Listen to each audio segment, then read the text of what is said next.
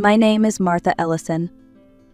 I am 71 years old, and I never thought I would be standing in my son's living room, holding a chocolate cake in one hand, while the ground seemed to collapse beneath my feet. It was Connor's birthday. The house was full of relatives, chatter, and the clinking of glasses, but all of that disappeared when my eyes found my 6-year-old granddaughter, Lily. She was sitting in the corner, her head down, a pink baseball cap far too large pulled tight over her tiny face. When she looked up, her eyes brimmed with tears she could not release. My heart told me something was terribly wrong. I knelt down, whispered gently, and lifted the cap. Underneath, her beautiful golden hair was gone. Her scalp was bare, uneven, raw with tiny razor nicks. I froze. From behind me, Kara's voice sang out, wine glass in hand. She laughed. "Do you like Lily's new style? It's modern. She'll live." I should tell you who I am before this story goes further. My name is Martha, and I have spent my entire life working with my hands, sewing dresses and patching clothes for neighbors in Maple Ridge, Ohio. I raised my son, Connor, with the same steady hands, and when my granddaughter Lily was born, I thought my world had been given a second chance at joy. Lily and I have always shared a bond. I brushed her golden hair into braids for school, tied ribbons before Sunday service, and listened to her endless stories about playground adventures. To her, I was not just grandma, I was her safe place. But since Connor married Kara, things changed. Family gatherings became tense, laughter thinned out, and Lily seemed quieter each visit. That night, when I saw her scalp bare under that cap, I realized all the unease I had felt was leading to this moment. Kara strolled across the room as if nothing unusual had happened. She clinked her glass against another cousin's and then turned to me with a smirk. "Don't you think it's chic, Martha? Short hair is in? It's only hair, it grows." Her words felt like ice water poured down my back. I stared at Lily's trembling lips, the way her small hands clutched at my dress as though I were the only lifeline she had left. "Chick?" I asked slowly, my voice shaking with controlled anger. "She's 6 years old, Kara. 6. Who could look at this and call it fashion?" Kara waved a hand, dismissive. "Discipline, Martha. She never wanted to wash it, always whined when I tried to comb it. I solved the problem. No more fuss." My breath caught. "You call humiliating a child discipline?" Kara tilted her head back, laughing. "Oh, relax. It's a joke. Kids are dramatic. She'll get over it." But I could see it in Lily's tear-filled eyes. She wasn't getting over anything. I searched the room for my son, desperate for him to see what I saw. Connor was in the kitchen, pouring drinks as if nothing in the world had gone wrong. I called his name sharply. He turned, eyebrows raised, already looking weary. "Mom, what is it now?" "What is it?" My voice cracked. "Did you know about this? Did you see what Kara did to your daughter?" Connor sighed, rubbing the back of his neck. "Mom, it's just hair. Kara thought it was best. Lily fights her every time. This way it's easier." I stepped closer, lowering my voice. "Easier. Did you hear her cry, Connor? Did you hear her beg for it to stop?" He avoided my eyes, staring down at the counter. "She's dramatic. Kids cry over everything." My chest tightened with fury. My son, the boy I had raised, was standing in front of me, defending the act that left his little girl trembling in fear. For them, it was just hair. For Lily, it was a wound carved into her heart. I could not let the conversation end there. I took Lily gently by the hand and led her down the hallway to the bathroom, away from the noise of clinking glasses and shallow laughter. I locked the door behind us and knelt down so we were face to face. Her eyes were red, her cheeks streaked with silent tears. I reached out, tucking her trembling hands into mine. "Sweetheart, tell Grandma what really happened. I need to know the truth." She hiccuped through her words. "Mommy woke me up yesterday. She was mad. She called me dirty. She said my hair was gross. I told her I bathed, but she didn't believe me. She used Daddy's machine, the one he shaves with. She said if I moved, she'd hurt me." Tears burned my eyes as she whispered. "When I cried, she said ugly girls cry too much, and if I told anyone, she'd cut my eyelashes next." When we stepped back into the living room, I held Lily's hand firmly in mine. The noise of the party swirled around us, but I could feel every eye on the cap she wore. Without a word, I lifted it from her head once more. Gasps broke through the chatter. My sister Diane covered her mouth with both hands. "Oh my goodness," she whispered. Across the room, Kara only smiled. I already explained to everyone. Her hair was always greasy, always tangled. This was necessary. Besides, it's cooler for summer. Necessary? I snapped. I washed her hair myself just 3 days ago. It was clean, soft, perfect. Do you want to call me a liar too? Before Kara could answer, our neighbor Tom Whitaker, who had dropped by with his wife, stepped closer. His voice was steady, firm. That's not discipline, Kara. That's cruelty. I've coached kids for 30 years and I know the difference. But Kara only laughed, tossing her hair back. Oh please, you're all overreacting. I looked down at Lily. She was clinging to me so tightly her little fingers dug into my dress. Her body shook with every word her mother spoke. I realized then that I could not leave her in that house another minute. We're leaving, I said firmly, pulling Lily close to my side. Kara crossed her arms and blocked the path toward the door. She's not going anywhere. It's Connor's birthday, and you're not going to ruin it with one of your tantrums. This isn't a tantrum, I replied, my voice sharper than I intended. This is protecting my granddaughter. Connor came forward, frustration etched across his face. Mom, please, stop causing a scene. It's just hair. You're making it worse.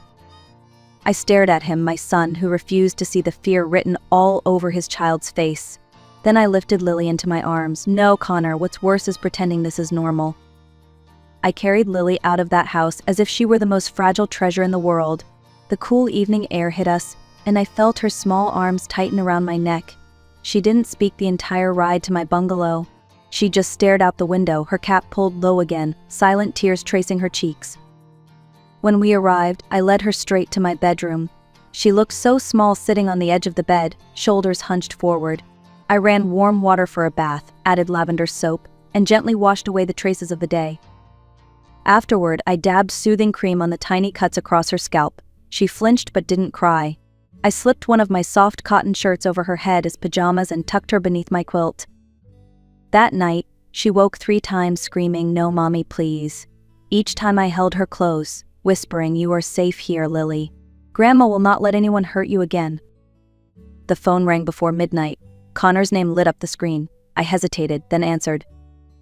"Mom, you need to bring Lily back right now," he said, his tone sharp, almost like I was an employee who had broken the rules. "No," I replied simply. "You can't just take her. She's my daughter. Kara's calling the police if you don't return her." I steadied my voice. "Good. Let her call. I'll gladly explain to the officers why a 6-year-old has razor cuts on her scalp, and why she's terrified of her mother. I'll show them the photos I took tonight." There was silence. Then his voice dropped lower. "Mom, you're overreacting again. It's just hair." "Connor," I said, anger rising like fire in my chest, "your little girl begged for help while you stood in the next room. Don't you dare tell me this is nothing." The next morning, I called someone I trusted, Samuel Pike, an old family friend and lawyer.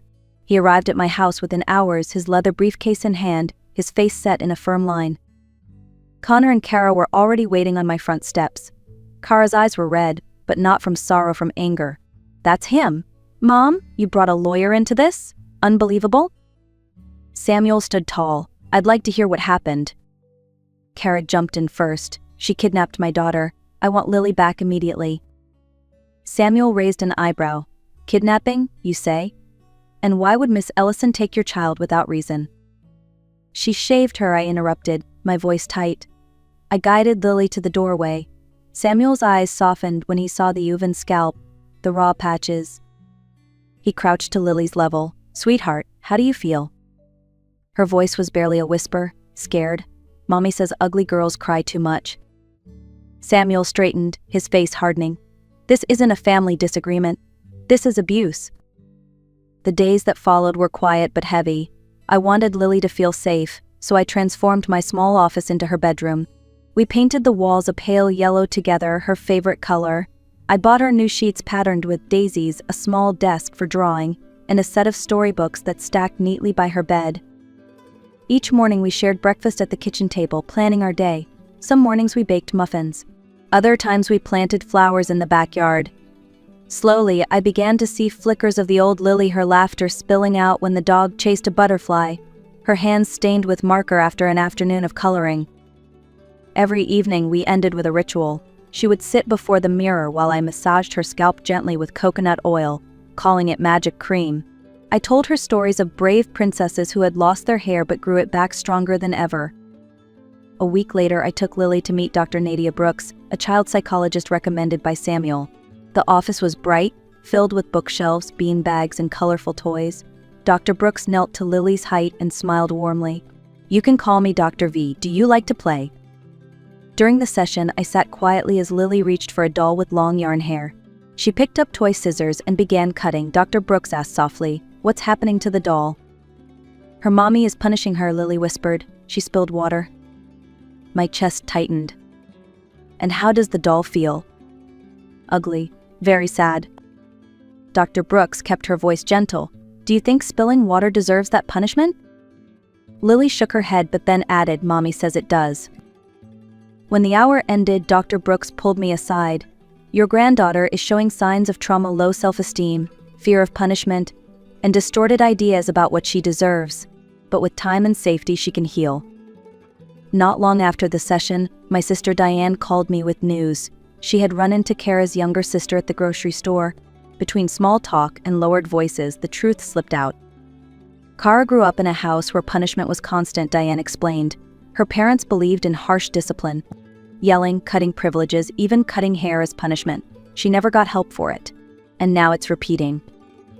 I stood there in my kitchen, phone pressed to my ear, trying to take it in. It didn't excuse anything. Lily wasn't just repeating history. She was a child living in fear. Diane sighed. Her sister said Kara was always impulsive, quick-tempered. Apparently she's been struggling with anger for years but never admitted it. That doesn't make Lily any less of a victim, Martha. It just explains where some of this started. I nodded silently. Context or not, my granddaughter still needed protection. 2 weeks later, a thick envelope arrived in my mailbox. My hands shook as I opened it. Inside was a legal petition from Connor and Kara, demanding custody of Lily be returned immediately. They argued that Kara had been officially diagnosed with intermittent explosive disorder, that she was now on medication and attending therapy 3 times a week. My stomach dropped. On paper, it all looked neat, steps taken, boxes checked, but no sheet of paper could erase the fear I had seen in Lily's eyes. I called Samuel immediately. He listened quietly, then said, "The judge has ordered a complete family evaluation. That means interviews with all of you, psychological reports, and a hearing in 2 weeks' time." 2 weeks. That was all the time I had to prepare for the fight of my life. That night, I tucked Lily into bed and watched her chest rise and fall as she slept. I whispered to myself, "Whatever it takes, I will keep you safe." Connor came to see me alone the next afternoon. He looked older than his years, dark circles under his eyes, shoulders heavy with regret. He sat at my kitchen table, unable to meet my gaze. "Mom," he began, voice low. "I know I failed. I kept the peace instead of protecting my daughter. I thought if I ignored Kara's temper, it would calm down. I was wrong."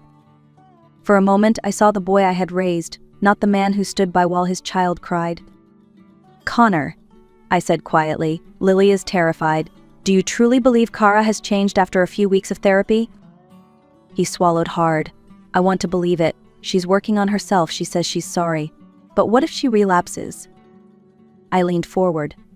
"Then you make a choice, and that choice has to be your daughter, above everything else." He nodded, tears slipping down his face. The day of the hearing arrived faster than I could have imagined. The courthouse smelled faintly of paper and coffee, its tall ceilings echoing with footsteps. I held Lily's hand as we walked inside, her small palm damp with nervous sweat. She wore a coral dress we had picked out together, her soft new curls shining under the fluorescent lights. Across the aisle, Kara sat stiffly, her hair pulled back, her face pale. Connor looked hollow, like a man torn in two. The proceedings began with their lawyer presenting stacks of documents. "Your Honor," he said smoothly, "my clients have complied with every recommendation. Therapy, medication, parenting classes. Mrs. Hart has been diagnosed and treated for her condition." Then Samuel rose. His voice carried strength. "Paper progress does not erase trauma. This child was humiliated and threatened. She wakes with nightmares. What she needs now is safety, not promises." Finally, Dr. Brooks spoke. When asked about returning home, Lily trembles. That reaction alone tells us she is not ready. The judge cleared the room so only the lawyers, parents, and I remained. Lily was led to a small wooden chair placed near the bench. Her legs dangled, her hands twisted nervously in her lap. Judge Rivera leaned forward, his voice gentle. "Lily, do you know why we're here today?" She nodded. "To decide if I have to go back with Mommy and Daddy." "And what do you want?" the judge asked softly. Lily glanced at her parents, then at me. Her voice shook, but she spoke clearly. "I want to stay with Grandma. Because at Grandma's house I'm not scared. I sleep all night. And Grandma never calls me ugly." Connor bowed his head. Kara's face crumpled. The judge paused, then asked, "Are you afraid of your mother?" Lily whispered, "A little. Before I was very scared. Now just a little. But I don't want to go home yet." The courtroom was silent as Judge Rivera shuffled his notes. His expression was solemn, deliberate. After reviewing testimony and professional evaluations, I must place the child's safety above all else. My breath caught. He continued, "Temporary custody will remain with Miss Ellison for 6 more months. During this time, the parents will have supervised visits twice a week, increasing only with documented progress from therapy. Any further incident that endangers the child will result in termination of visitation rights." Kara broke into tears, her shoulders shaking. Connor pressed both hands over his face, caught between relief and regret. I pulled Lily gently onto my lap. She leaned against me, whispering so only I could hear, "Grandma, does this mean I'm safe?" I kissed the top of her head. "Yes, my love, you are safe now." The weeks that followed felt like sunlight slowly breaking through heavy clouds. Lily's soft curls grew in, framing her face with the promise of renewal. She laughed more often, her drawings returned to bright colors instead of dark scribbles, and the nightmares came less and less. Connor visited regularly under supervision. He knelt low, whispering apologies, trying to rebuild the trust he had let slip away. Kara came too, quieter than I had ever seen her. She no longer defended what she had done. Instead, she whispered to Lily, "You are beautiful. Mommy was wrong." Forgiveness would not come overnight, but Lily was healing in her own time, at her own pace.